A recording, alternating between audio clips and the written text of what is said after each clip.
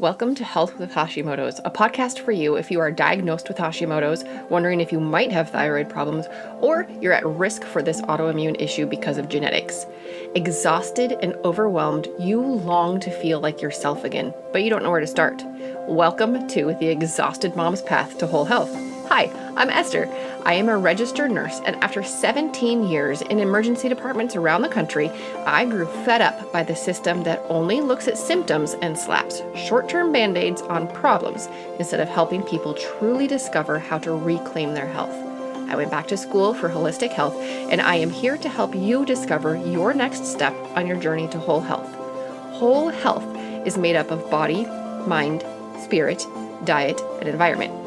Changes can be made in any of these areas to help you create better health. Each episode of this podcast will provide simple and true tips so that you can take action immediately. Let's dive into today's topic. Vitamin D and autoimmune disease. What kind of correlation is there between the two? Do you always have a vitamin D deficiency if you have an autoimmune disease? Does it make you more at risk for autoimmune disease? Does it impact the severity of it? These are the things that we're going to dive into today. But first, of course, this podcast, like I say at the end of my episodes, it's always for educational purposes. Never disregard medical advice because of something that you've heard me say. Also, I don't want to heap shoulds on you. When you are shoulded upon, it increases your stress. There are always things that we could be doing to increase our health. Always, no matter who you are, no matter where you are in your journey of wellness, there are always things that we could be doing differently. One part of that is just knowing better. When you know better, you can do better. But at the same time, when you're first facing an autoimmune diagnosis, you can Google it and just be completely overwhelmed with all the things that you all of a sudden feel like you need to be doing. And I don't want you to feel overwhelmed. I don't want you to increase that stress because stress is one of the triggers for autoimmune disease. So what I am offering here are options. And if you want to know the very basics, what do I do first? Go to healthwithhashimotos.com/guide. In that guide, which is called Hashimoto's 101, I take you through what is most important. What are the things that you can do first? What are the priorities? So if you don't have that guide yet, head on over to healthwithhashimotos.com/guide. And the link will be in the show notes if you just want a clickable link. So healthwithhashimotos.com/guide, and you will see Health with Hashimoto's 101 there. It's a free PDF. And like I said, I cover what Hashimoto's is and your top priorities. In this current series that I'm working on in the podcast, we're covering 8 common triggers for Hashimoto's. Every autoimmune disease has 3 things in common: a genetic component, a gut component, and a trigger. One or more triggers, actually. In the series of 8 common triggers, one of them is vitamin D. There is a study of studies, and they looked at over 130 different studies on vitamin D and autoimmune disease. And they said, yes, there is a correlation. Specifically, they said, given the high prevalence of vitamin D deficiency in patients suffering from autoimmune diseases, vitamin D supplementation can reduce disease severity. And all of the research things that I'm going to post or talk about today, they will be posted in the show notes if you want to click and read further what they said and for more background. So in that study of over 130 studies, they pointed to, yes, there's a correlation between your vitamin D levels and autoimmune in general and severity specifically. So before we dive into the nitty gritty, like, do I need to supplement? Let's talk about what vitamin D is. What does it do in the body? How do we get it? And then finally, how do you know your labs and if you should supplement? So what is vitamin D? First of all, it's not a vitamin. We call it a vitamin. And growing up, I always lumped it in with the other antioxidants like vitamin C and vitamin E. Well, vitamin D is actually a hormone. Your body makes it. Now, your body can create antioxidants. In a couple episodes, I have talked to you about activating some pathways within your body so that your body can produce its own antioxidants. So, your body has that ability. Your body also produces vitamin D. It does that from getting UVB rays from the sun. You've probably heard vitamin D called the sunshine vitamin. It is it's a hormone. So as a hormone, vitamin D is part of your endocrine system. Endocrine system is just your system of hormones.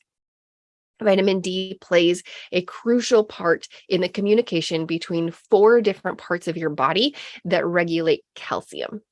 So those 4 parts of the body, it is your kidneys, your bones, your parathyroid, and your intestine. And those things work together to make sure that the calcium is released and is stored where it needs to go. It also uses vitamin K2 to make sure that the calcium goes where it needs to go, into your bones, not into your soft tissue.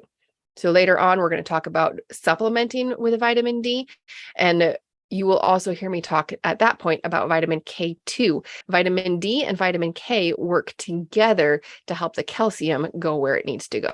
So vitamin D is very crucial for calcium and for your bones. And you probably know that because the media has been teaching us that since we were little kids.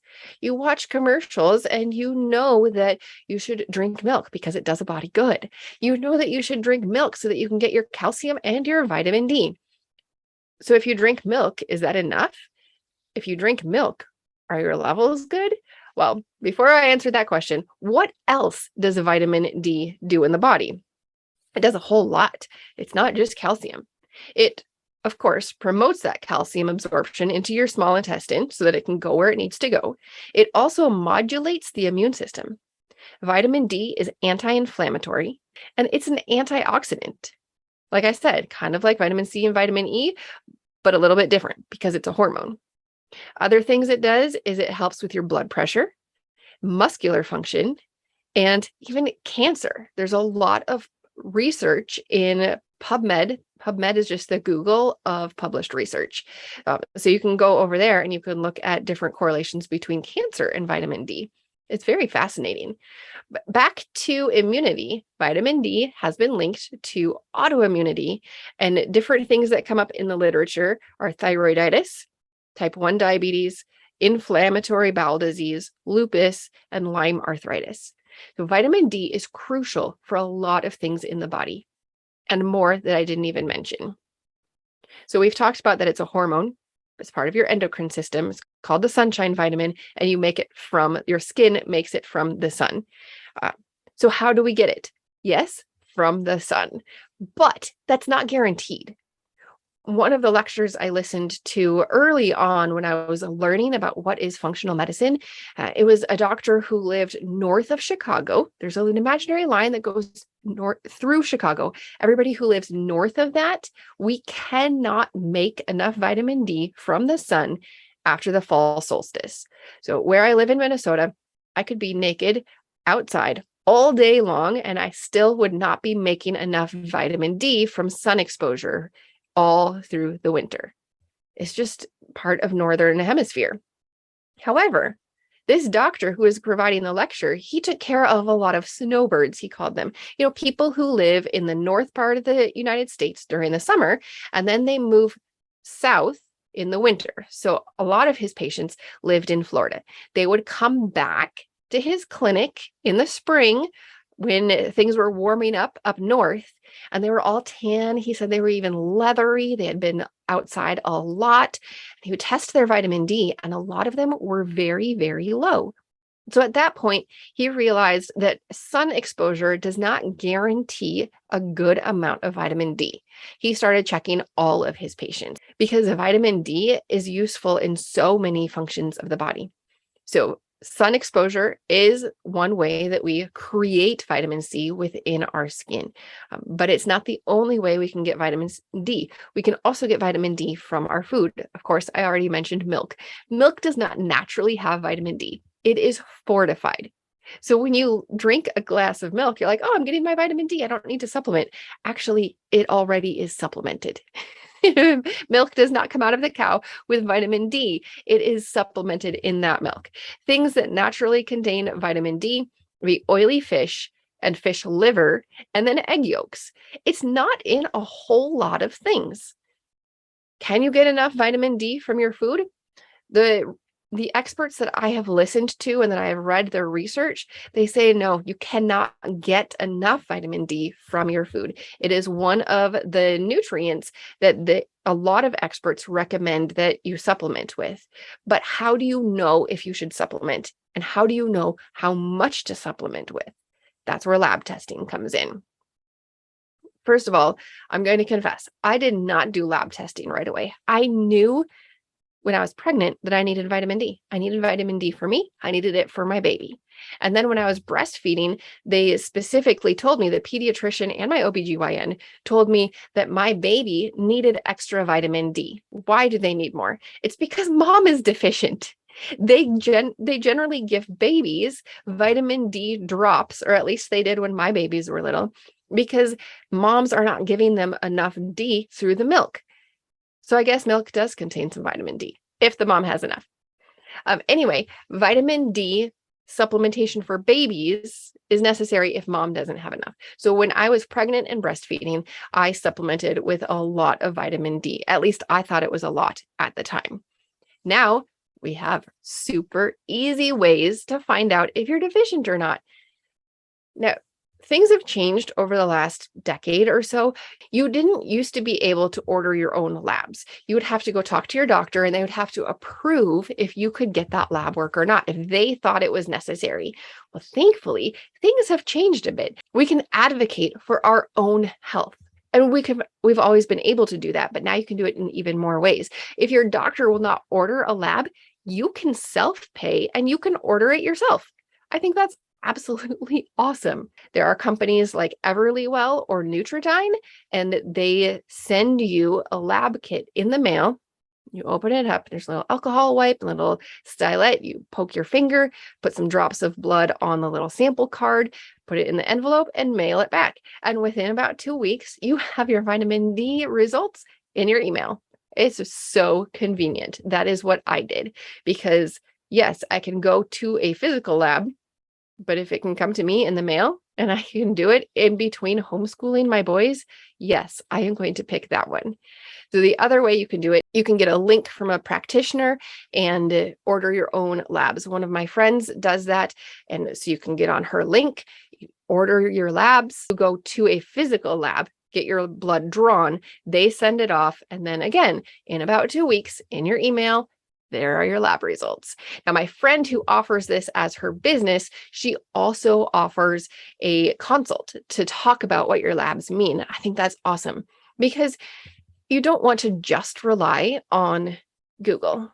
You don't want to just rely on your own interpretation of things. It is really nice to have an expert guiding you through that process, especially when you're dealing with so many moving parts.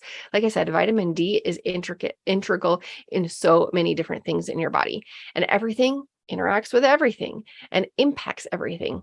It's really nice to have an expert helping you. Your doctor is an expert that should be in your corner, fighting for you and helping you create as much wellness as you can. And there's other experts that you can get in your corner as well. So you can get your labs at home or at a lab. Then how do you know what's good? Different people are going to want different lab results.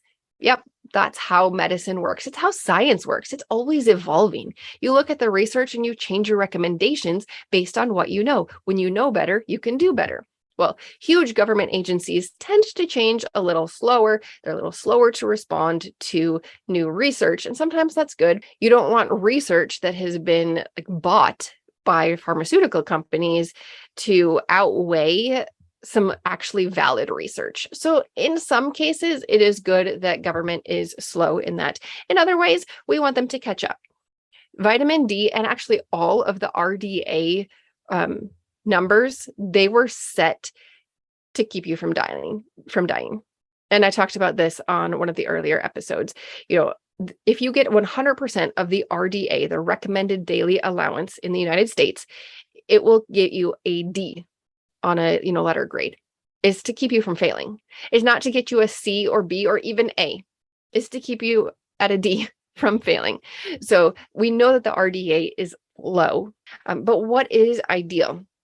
Okay, so vitamin D is measured. It is the 25 hydroxy vitamin D. That's what you're getting tested. We just call it vitamin D, right? And when we get a number on your lab, it is officially in nanograms per milliliter.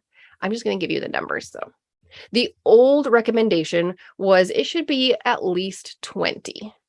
Well, the new recommendation by the Endocrine Society, so endocrine, again, hormone, they're the people who look at all of your hormones, and vitamin D is a hormone. So the Endocrine Society now says your levels should be 40 to 60 for both children and adults. The New England Journal of Medicine, they looked at all of the studies and they said at least 12.5 is good. So you can see there's a huge range. What should it be? It's up to you. Really, you are your own CEO of your health. You need to look at the research. You need to look at the recommendations, what is good for you. So you have the experts, the hormone experts, the Endocrine Society saying 40 to 60 for adults and children. But then on the other side of the spectrum, you have the New England Journal of Medicine saying, we looked at all of the research, and as long as you're over 12.5, you're okay. You're not deficient. So there's a huge range. And there's other experts that have also put in their opinions. The frontline doctors, they work specifically with COVID, but they have looked at a lot of research too. And they want you at least over 50. So when you look at all of this research together, come up with your own number. Work together with your doctor. Okay, so we've talked about what is vitamin D, where does it come from, what does it do in your body, and then the different lab values. So after you get your lab work back and you see it, if it's in a good level, that's awesome. And most of us are low in our vitamin D. So then what? Do you need to supplement? I'm going to repeat that study that I read earlier. They looked at over 130 studies, and they said vitamin D supplementation can reduce autoimmune disease severity. They were recommending supplementation. Another study was just published in 2022. It was a 5-year study of over 25,000 people. And investigators found that the people who took vitamin D or vitamin D and omega-3s, they had a significantly lower rate of autoimmune disease than people who took a placebo. The doses in that study were 2,000 international units of vitamin D every single day. And if they had that combo one, if it was D and omega-3s, it was 1,000 milligrams of omega-3 fatty acids.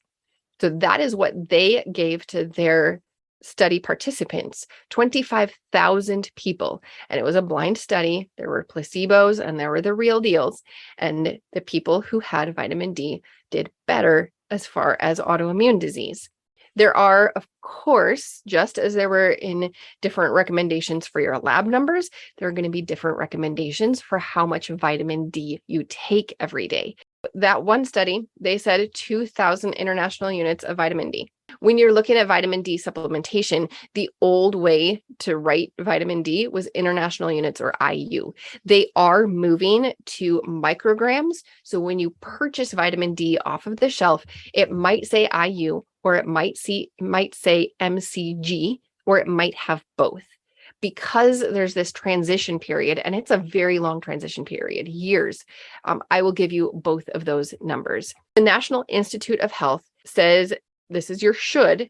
They say everybody should be taking between 400 and 800 international units. That's 10 to 20 micrograms every day.